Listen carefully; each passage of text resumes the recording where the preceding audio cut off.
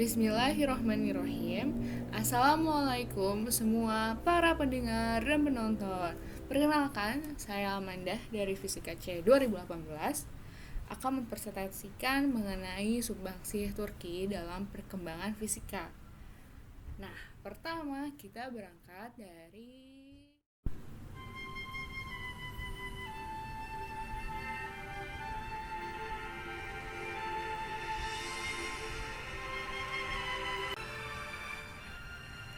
Dark Age Europe atau masa kegelapan bangsa Eropa.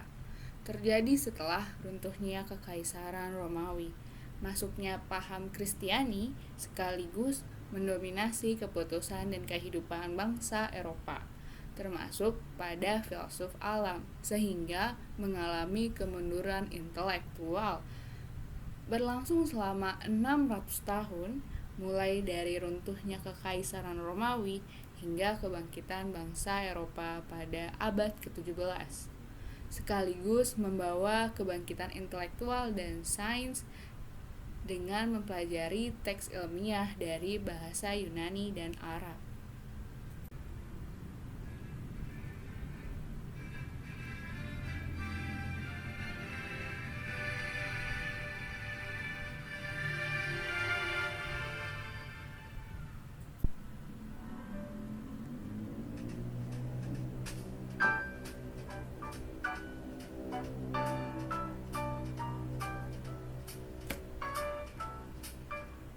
Ketika masa kegelapan terjadi di Eropa, justru masa kejayaan terjadi pada umat muslim. Biasa disebut dengan masa keemasan Islam. Masa keemasan Islam ada kekhalifahan Abbasiyah yang bertempatan di Baghdad, Irak, dengan khalifah pertamanya As-Saffah. Kemudian dilanjutkan dengan kekhalifahan Utsmaniyah di Turki dengan sultan pertamanya yaitu Osman I atau Utsman dalam bahasa Arab atau dibaca dalam Romawi Timur Ottoman. Pada masa Kekaisaran Ottoman, kemajuan perkembangan ilmu pengetahuan terjadi di berbagai aspek, dari mulai berdirinya sebuah madrasah hingga perguruan tinggi, dan berkembang pesatnya berbagai bidang ilmu pengetahuan, terutama yang akan kita bahas yaitu fisika dan astronomi.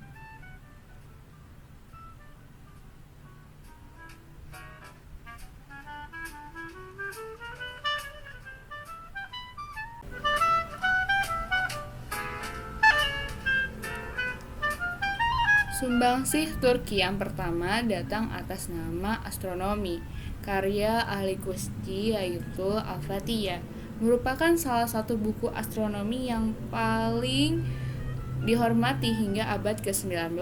Bahkan buku yang awal penulisannya menggunakan bahasa Arab kemudian diterjemahkan oleh Sayyid Ali Reis dan dibuat ringkasannya dengan judul Mirat-i-Alam. Karya lainnya dari Ali Kusti adalah Risalah fi Asl al-Khariji Yumkinu fi al-Sufiyain, tentang model eksentrik planet dalam dan luar yang berhubungan dengan kosmologi astronomi. Ali Kusti lahir di Samarkand, Uzbekistan, anak dari seorang astronomi ternama Samarkand yaitu Ulugh Beg. Ulugh Beg sendiri memiliki karya Zich-i-Ulugh Beg, merupakan tabel pengamatan bintang, matahari, dan planet lain yang saat itu sangat terkenal dan banyak digunakan oleh para astronom yang ada pada zaman itu.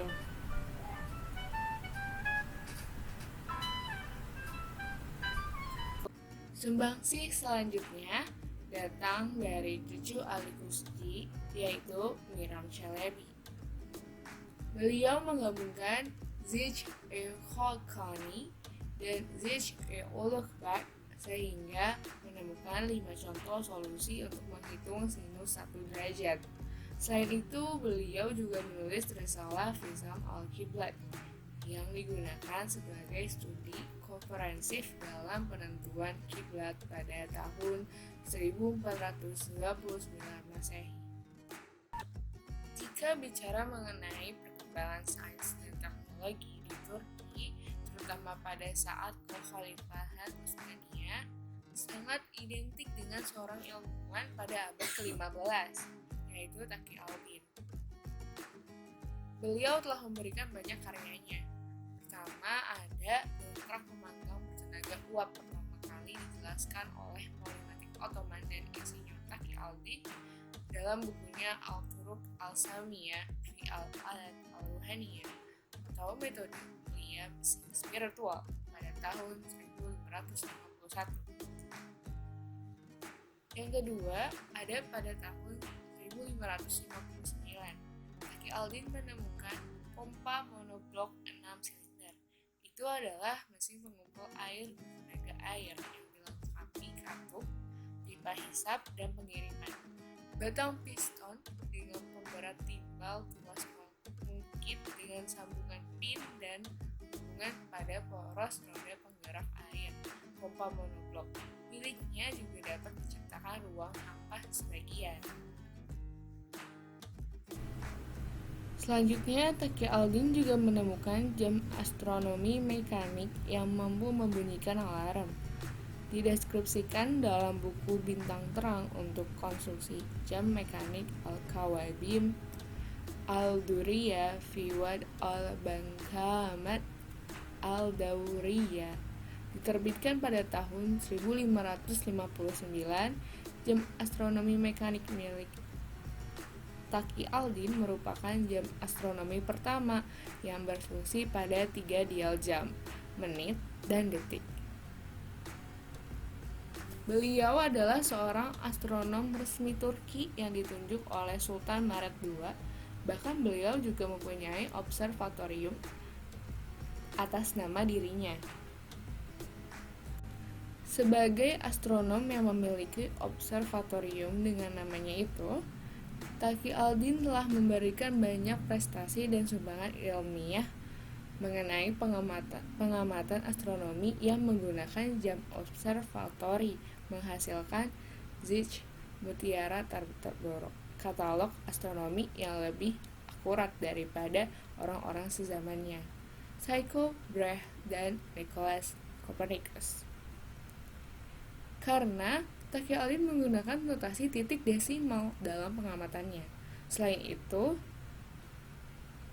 di Observatorium Taqi melakukan pengamatan nilai eksentrisitas orbit matahari dan gerak kecepatan planet. Taqi al-Din juga merupakan orang pertama yang berhasil menggunakan pecahan desimal dalam fungsi trigonometri dan menyiapkan tabel tangan dan kotangan yang beliau tuliskan pada bukunya Mutiara Tanpa Lubang dan Gulungan Refleksi atau Jaridat al-Durar wa Khoridat al-Fikar pada tahun 1581 sampai 1582. Mendapat julukan astronom serba bisa dibuktikan dalam karya ilmiahnya dengan pendeskripsian berbagai alat mekanik. Salah satunya ada Risalah fi Amal al-Mizan al-Tabi'i, risalah tentang hidrostatika, bobot dan pengukuran, serta berat jenis zat. Ia menggambarkan skala dari Archimedes dan instrumen lainnya. Dalam bidang fisika, Taqi al-Din menyumbangkan karyanya yang membahas mengenai optik pada tahun 1547. Taqi al-Din menyelesaikan kitab Nur Haqqadat al-Ibsar wa Nur Haqiqat al-Anzar. Kitab ini terbagi menjadi 3 jilid buku. Buku pertama membahas mengenai sifat cahaya, sumber cahaya, sifat perambatan cahaya, pembentukan dan penglihatan, serta efek cahaya pada penglihatan. Menyatakan refleksi pembiasan cahaya 2 abad sebelum Newton. Buku kedua membahas tentang catoptrics, bukti eksperimental refleksi spekuler cahaya yang tidak disengaja dan penting. Formulasi lengkap dari hukum refleksi dan deskripsi konstruksi dan penggunaan instrumen tembaga untuk mengukur refleksi dari bidang. spherical cylinder, dan cermin kerucut baik cembung atau cekung. Sedangkan buku ketiga membahas mengenai dioptrik, sifat cahaya yang dibiaskan, pembentukan pembiasan, sifat gambar yang dibentuk oleh cahaya yang dibiaskan, penemuan teleskop rudimenter awal. Hingga memasuki abad ke-18, masih banyak ditemukan bukti sumbangsih Turki pada perkembangan fisika. Buktinya adalah pada tahun 1806, kepala astrolog atau astronom Hüseyin Husni Efendi menerjemahkan ke dalam bahasa Turki bab tentang komputasi kalender dalam tabel astronomi Jerome Lalandi, Tertium Eulaline. Dan pada tahun 1865, buku teks fisika pertama dalam bahasa Turki yang ditulis oleh Dervish Pasha.